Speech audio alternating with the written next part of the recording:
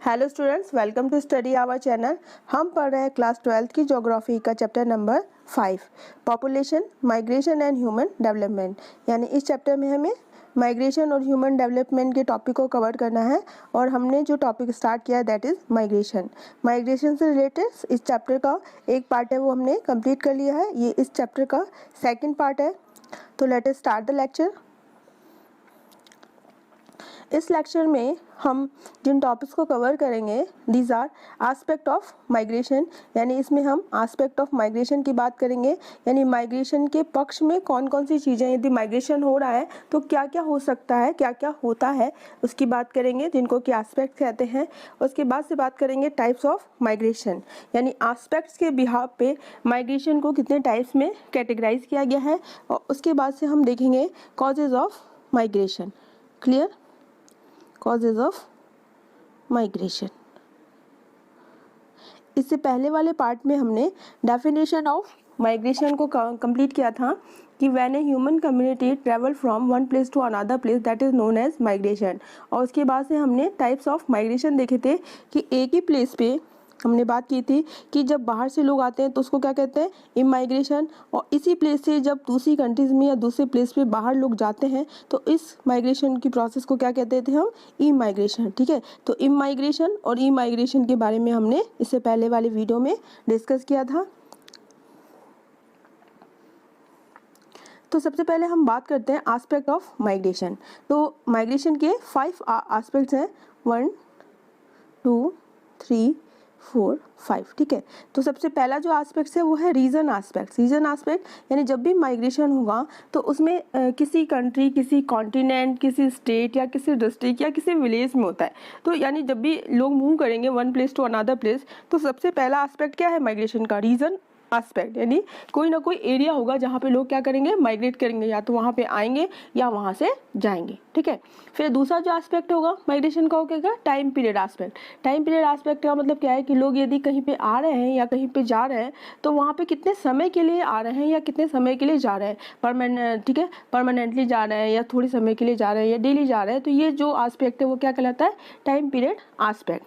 फिर थर्ड कि जो माइग्रेशन होगा उसके क्या होंगे, कुछ कॉजेज होंगे, कुछ कारण होंगे। तो ये कौन सा एस्पेक्ट कहलाएगा, कॉज एस्पेक्ट। फिर देखते हैं कि जब माइग्रेशन होगा तो जो नंबर ऑफ पॉपुलेशन होगी, जो जितने लोग माइग्रेट कर रहे हैं तो उनका एक पर्टिकुलर नंबर होगा, या तो लार्ज नंबर में लोग माइग्रेट करेंगे या मीडियम नंबर में माइग्रेट करेंगे या फिर लो नंबर में माइग्रेट करेंगे। तो ये जो है ये क्या कौन सा एस्पेक्ट कहलाएगा माइग्रेशन का, नंबर ऑफ एस्पेक्ट। फिर हम बात करेंगे कि जब भी माइग्रेशन होगा यानी लोग आ रहे हैं या जा रहे हैं, ठीक है, इमाइग्रेशन हो रहा है या ई माइग्रेशन हो रहा है। ठीक है, ई माइग्रेशन है बाहर जाएंगे और इमाइग्रेशन में अंदर आएंगे। ठीक है, तो वो तो परमानेंट, या तो परमानेंटली होगा या टेम्पोररी होगा। यानी स्टेबिलिटी कैसी है, तो ये जो कॉन्सेप्ट है वो क्या कहलाएगा, स्टेबिलिटी एस्पेक्ट। क्लियर? दूसरे यदि सिंपल वे में बात करें तो जैसे सपोज कीजिए कि हमारे घर में कभी भी जब हमारे दोस्तों के साथ जब हमारी पार्टी होती है, ठीक है, हमें पार्टी में जाना होता है और हम अपनी पेरेंट्स को जब नहीं बताते हैं तो पेरेंट्स जब भी हम अपने फ्रेंड की पार्टी में जाते हैं तो पेरेंट्स हमसे 5 तरह के क्वेश्चन पूछते हैं। ठीक है, पहले पूछते हैं कहाँ जा रहा है, ठीक है, क्या पूछते हैं, कहाँ जा रहा है, वेयर, यानी उसमें कौन सा एस्पेक्ट हो गया, तो ये हो गया रीजन एस्पेक्ट। कहाँ जा रहा है, कॉन्टिनेंट में जा रहा है, कंट्री में जा रहा है, ठीक है, या विलेज में जा रहा है, स्टेट में जा रहा है, कहाँ जा रहा है। ठीक है, फिर पूछते हैं दूसरा क्वेश्चन, क्या पूछते हैं, दूसरा क्वेश्चन पूछते हैं कितनी देर के लिए जा रहा है, ठीक है, कितनी देर में आएगा, ठीक है, कितनी देर के लिए जा रहा है, यानी कौन सा क्वेश्चन आ गया, ये टाइम पीरियड एस्पेक्ट। फिर बताए क्यों जा रहा है, फिर पेरेंट्स हमारे क्या पूछते हैं, क्यों जा रहा है, वाई, रीजन, ठीक है, कॉज बताओ क्यों जा रहे हो। ठीक है, फिर पूछते हैं कितने लोग जा रहे हैं, अकेले तो नहीं जा रहे हो ना, कोई साथ में और कितने दोस्त जा रहे हैं। ठीक है, तो ये कौन सा एस्पेक्ट कहलाएगा, ये कहलाएगा नंबर एस्पेक्ट। ठीक है, फिर पूछते हैं कब तक आओगे, कब तक लौट के आओगे। ठीक है, तो ये कौन सा एस्पेक्ट होगा, ये हो गया स्टेबिलिटी एस्पेक्ट। ठीक है, इस तरह से जब हम पार्टी में जा रहे हैं और किसी भी पेरेंट्स का कि अपने बच्चे से, यदि वो बच्चा अडल्ट है, ठीक है, तो हमेशा उन्हें उसकी सिक्योरिटी की चिंता रहती है, तो 5 तरह क्वेश्चन पूछते हैं। क्या पूछते हैं, कहाँ जा रहा है यानी रीजन एस्पेक्ट, फिर कितनी देर के लिए जा रहा है तो टाइम पीरियड एस्पेक्ट, फिर क्यों जा रहा है तो कॉज एस्पेक्ट, और फिर कितने लोग जा रहे हैं यानी नंबर पूछते हैं तो नंबर एस्पेक्ट, और फिर कब तक लौटेगा, कब तक आएगा, ठीक है, स्टेबिलिटी यानी ये एस्पेक्ट। तो इस बिहाफ पे हम इस एग्जाम्पल से एस्पेक्ट ऑफ माइग्रेशन को याद कर सकते हैं और इजीली समझ सकते हैं। चीज़ों को आपको रटना नहीं है, ठीक है, इन कॉन्सेप्ट को क्या करना है, समझना है, क्योंकि ये लंबे समय तक हमें याद रखनी है और एग्जाम पॉइंट ऑफ व्यू से बहुत ही इंपॉर्टेंट क्या है, टॉपिक है। अब हम बात करते हैं कि रीजन एस्पेक्ट में कौन कौन से एस्पेक्ट हैं।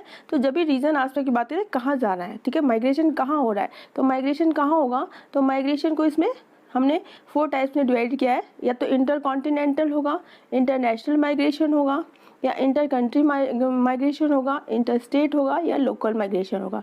इंटर कॉन्टिनेंटल का मतलब क्या है कि one continent to another continent लोग क्या करेंगे, माइग्रेट करेंगे, मूव करेंगे। क्लियर, तो यानी एक कॉन्टिनेंट से दूसरे कॉन्टिनेंट में, one continent to another continent. Clear, एक महाद्वीप से दूसरे महाद्वीप में लोग जब माइग्रेट करते हैं तो उसे कौन सा माइग्रेशन कहेंगे, उसे कहेंगे इंटर कॉन्टिनेंटल माइग्रेशन। ठीक है, जैसे एशिया से यूरोप में जा रहे हैं, या यूरोप से नॉर्थन अमेरिका में आ रहे हैं, या नॉर्थन अमेरिका से अफ्रीका में लोग मूव कर रहे हैं, तो ये जो माइग्रेशन है ये कहलाएगा इंटर कॉन्टिनेंटल माइग्रेशन।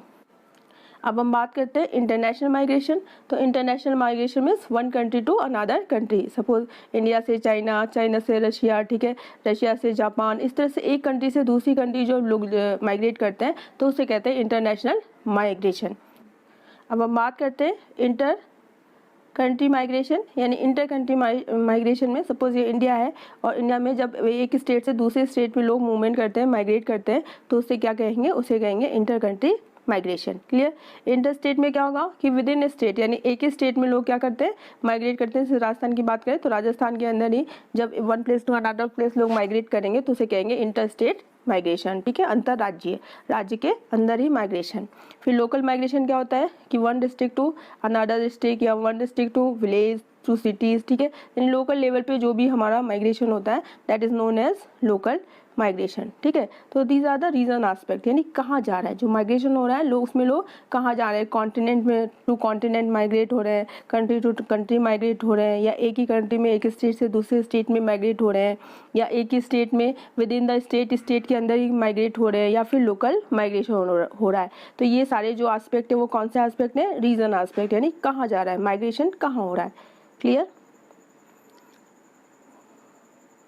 अब हम बात करते हैं टाइम पीरियड एस्पेक्ट की। तो टाइम पीरियड में क्या होगा कि जैसे जब हमारे पेरेंट्स ने पूछा कि कब तक आओगे, ठीक है, कब तक आओगे, मतलब जो माइग्रेशन हो रहा है वो कितने समय के लिए हो रहा है, या तो लॉन्ग टर्म माइग्रेशन हो रहा है। लॉन्ग टर्म यानी एक बार आप गए और वहीं पे जाके आप क्या हो जाते हो, सेटल हो जाते हो। ठीक है, तो ये कौन सा माइग्रेशन कहलाएगा, ये कहलाएगा long term migration. Periodical migration क्या होता है कि सपोज कुछ लोग होते हैं वो एजुकेशन के लिए one place to another place migrate करते हैं, और जैसे ही एजुकेशन कंप्लीट हो जाती है या जो भी कोर्सेज वगैरह के लिए जाते हैं तो वो कंप्लीट होने के बाद फिर से अपने रेजिडेंस पे आ जाते हैं। ठीक है, तो ये जो माइग्रेशन है वो कौन सा कहलाएगा, पीरियोडिक, यानी थोड़े समय के लिए लोग माइग्रेट करते हैं, अपनी रेजिडेंस को छोड़ के दूसरे डेस्टिनेशन में जाते हैं, और जब भी उनका एम या ऑब्जेक्टिव फुलफिल हो जाता है तो फिर से वो अपने रेजिडेंशियल एरिया में आ जाते हैं।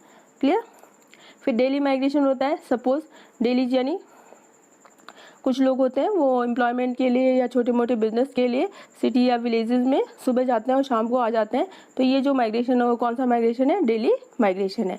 क्लियर, और ये जो माइग्रेशन है वो किस पे बेस है, पीरियड पे, कि कितना समय के लिए जा रहे हैं, लॉन्ग टर्म हमेशा के लिए जा रहे हैं, या थोड़े समय के लिए जा रहे हैं, या डेली जा रहे हैं। क्लियर, माइग्रेशन होगा तो माइग्रेशन के कुछ कॉजेज हैं, तो natural, physical, economic, social, political and culture. ठीक है, तो इस कॉजेज वाले एस्पेक्ट को हम अपने अगले टॉपिक में कवर करेंगे।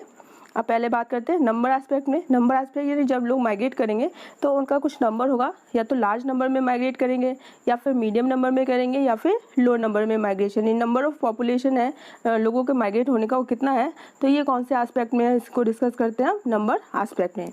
फिर स्टेबिलिटी देखते हैं। स्टेबिलिटी यानी जो लोग जाएंगे वो परमानेंटली माइग्रेट हो गए हैं, यानी एक बार चले गए फिर दोबारा वो वापस अपने रेजिडेंशियल एरिया पे रिटर्न बैक नहीं होते, या फिर टेम्पोरली होता है, यानी थोड़े समय के लिए लोग जाते हैं और फिर से अपने पुराने वाले जो प्लेस है वहाँ पे रिटर्न बैक हो जाते हैं। क्लियर, तो these are the aspect of migration. I hope आपको अच्छे से समझ में आ रहा होगा।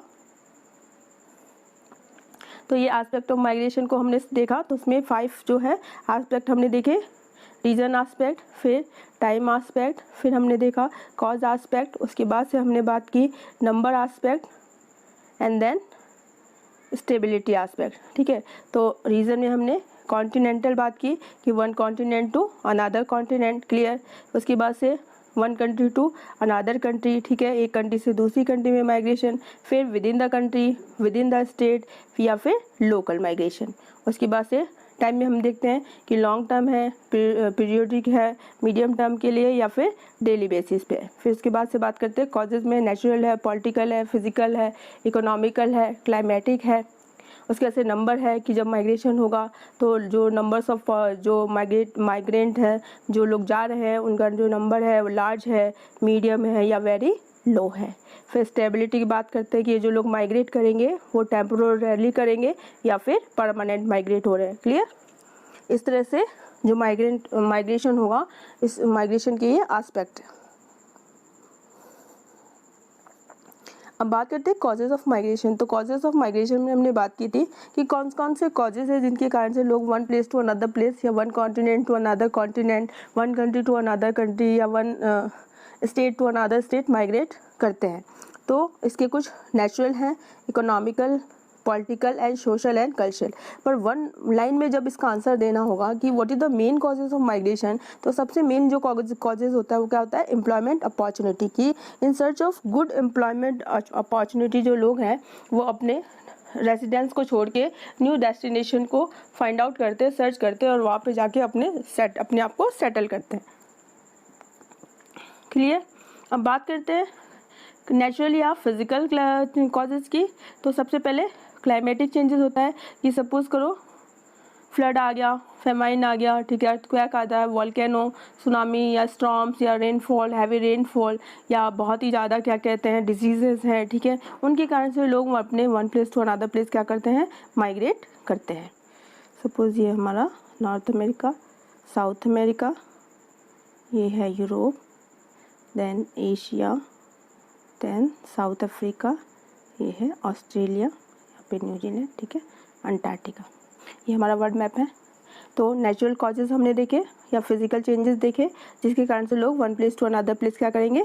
माइग्रेट करेंगे। फिर पॉलिटिकल कॉजेज़ की बात करें तो किसी भी यदि रीजन का पॉलिटिकल जो एनवायरनमेंट है वो पीसफुल नहीं है, वहाँ पे आए दिन वॉर होता है, वायलेंटली जो एक्टिविटीज़ होती हैं, या ऐसी कंडीशन है जो लोगों के रहने के लिए प्लीजेंट नहीं है, लोग आए दिन जो है पॉलिटिकली डैमेज होते हैं, या उनको कोई ना कोई ऐसी इरिटेशन वाली जो फीलिंग एक्टिविटीज़ है वो देखने को मिलती हैं, जिससे उनकी जो नॉर्मल जो या डेली लाइफ है वो क्या हो रही है? डिस्टर्ब हो रही है।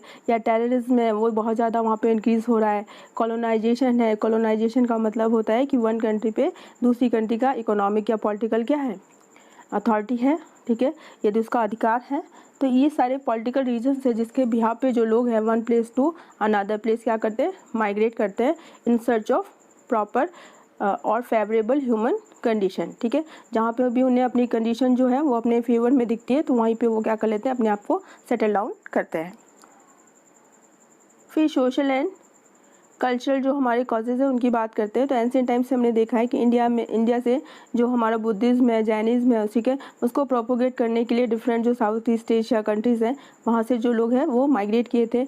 उसके बाद से स्पिरिचुअल पीस के लिए भी लोग one place to another place क्या करते हैं? माइग्रेट करते हैं। कि बहुत सारे लोग हैं वो हिमालय पर जाते हैं और हिमालय में जाके वहाँ पर जो भी है मेडिटेशन करते हैं, ठीक है, फॉर द स्पिरिचुअल पीस। इसके अलावा जिन एरियाज़ में मेडिकल या हेल्थ केयर फैसिलिटीज़ अच्छी हैं वहाँ पे भी लोग प्रोवाइड जो है रेजिडेंस अपना है इस्टेब्लिश करना चाहते हैं, ठीक है। तो इस तरह से सोशल और जो कल्चरल एक्टिविटीज़ हैं वो कहीं पे भी यदि सुटेबल हैं तो these are the causes due to which a person migrate from one place to another place. यानी ये ह्यूमन नेचर रहा है कि जहाँ पे भी उसे जिस स्थान पे रह रहा है, जिस प्लेस पे वो रह रहा है, वहाँ से बेटर अपॉर्चुनिटी यदि उसे दूसरी जगह पे मिलती है तो वो वन प्लेस टू उस प्लेस से क्या कर जाता है? माइग्रेट कर जाता है, ठीक है। तो जिस प्लेस से वो जा रहा है तो यदि जाता है तो क्या कहलाएगा? तो ये प्रोसेस कहलाएगी माइग्रेशन की ई माइग्रेशन, ठीक है, ई यानी एग्जिट कर रहा है।